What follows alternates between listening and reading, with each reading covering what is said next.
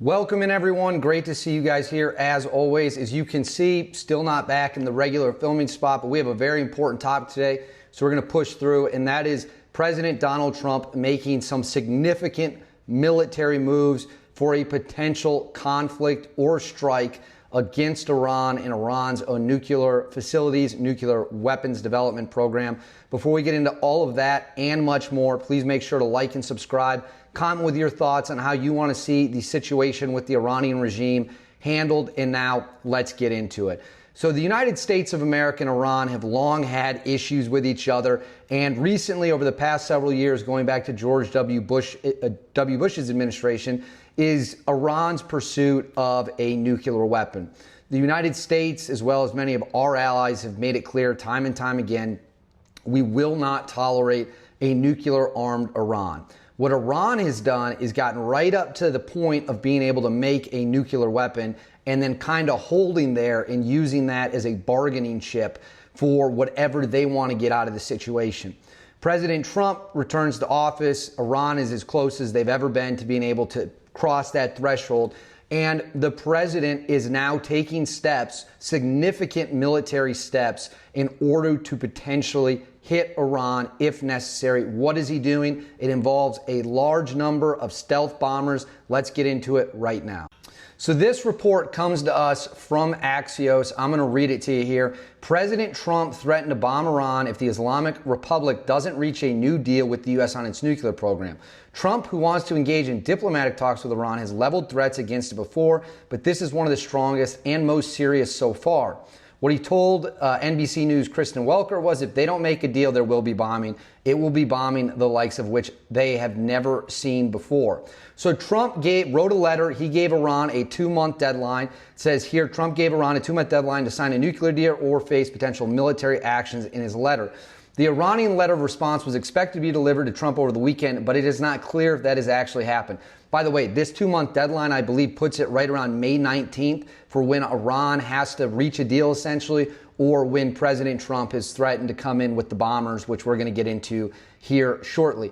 Iranian President Mossad, I'm going to butcher this guy's name, Mezeshkian, said on Sunday that Iran won't engage in direct talks with the U.S. at the moment, but stressed the Iranian letter of response doesn't rule out indirect negotiations through Omani mediators. The Iranian president made it clear it is the U.S. responsibility to rebuild trust with Iran after Trump unilaterally withdrew from the nuclear deal in 2018. This is what we're going to get into. This is the big military move. In recent days, the U.S. military sent several B-2 stealth bombers to Diego Garcia military base in the Indian Ocean in a deployment a U.S. official said was not disconnected from Trump's 2-month deadline.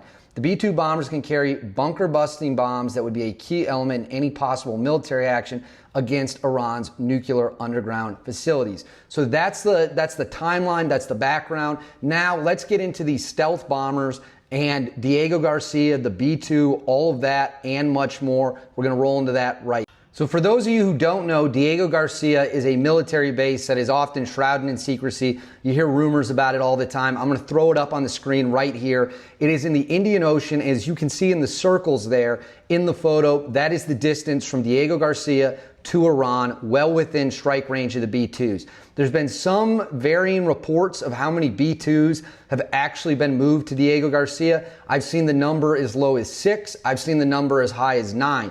I believe we right now have 21 B-2 stealth bombers in our arsenal. So if we have 9 planes that have left Whitman in Missouri, which is where I think they're all based out of, and have moved to Diego Garcia, that's nearly half of the strategic stealth bomber fleet.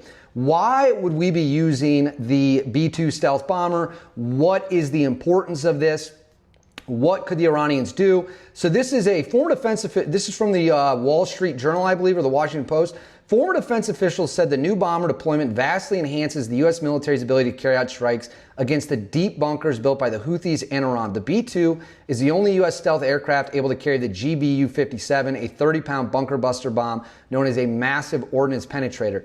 Their basing at Diego Garcia puts the bombers within 2,500 miles from Houthi territory and 3,300 miles of Iran, well within their refueling range of 6,900 miles. It says the B-2 bombers were also accompanied by C-17A Globemaster III cargo planes. And the aircraft can carry personnel support equipment, munitions for long-range bomber operations. This is a quote from John Hanna, who served as National Security Advisor to former VP Dick Cheney. This unprecedented concentration of overwhelming U.S. firepower in close proximity to the region is intended to signal to the Houthis, unless they stand down immediately, things are going to get much, much worse. But this actually has little to do with the Houthis, in my opinion. This is all about sending a message to Iran.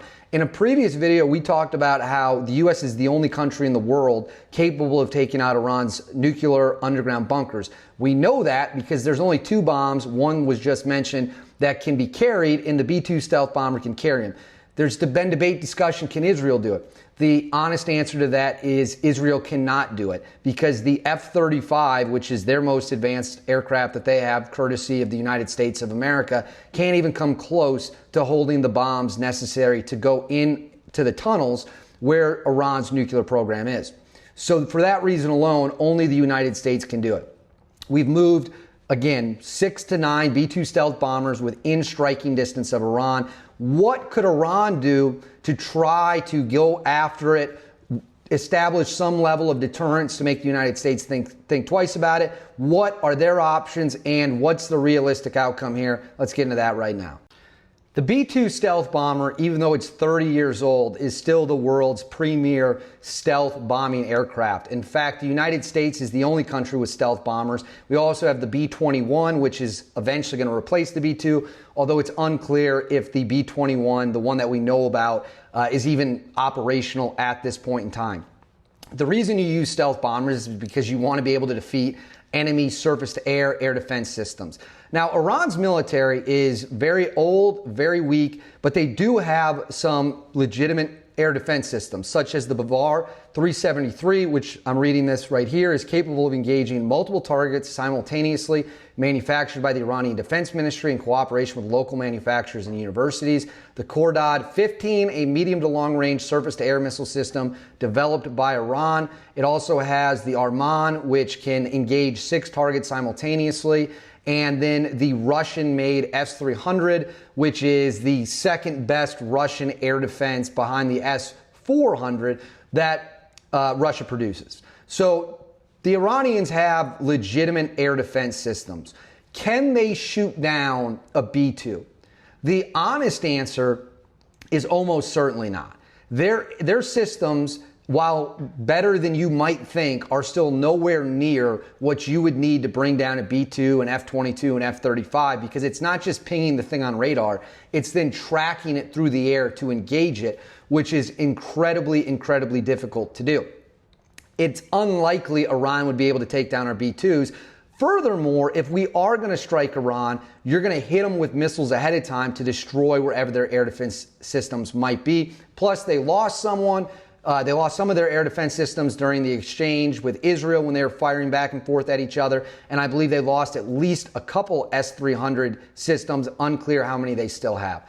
So in short, the United States has done a massive military buildup here at Diego Garcia, where we would launch the planes within range to get to Iran. Iran has also threatened to bomb Diego Garcia. They would have to get naval ships in the region to do that, and we would sink those ships without question, immediately, 100%.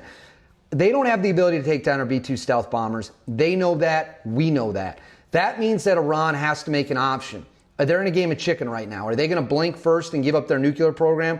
Or are the skies of Tehran and wherever their nuclear site's going to get lit up by B-2 stealth bombers, and then whatever escort aircraft are going to be coming in to back them up, which again would probably be F-22, F-35s. You can also use F-16, F-18s to kind of get the radar signature to ping them, and that way you know how to strike them. That's a little more complicated situation that we don't need to talk about right now. If President Trump does decide that the U.S. will strike, the B-2s and everything they got with them, their escorts, all of it, are going to dominate Iranian airspace. That's just the fact of the matter. It's that simple. There's no way around them.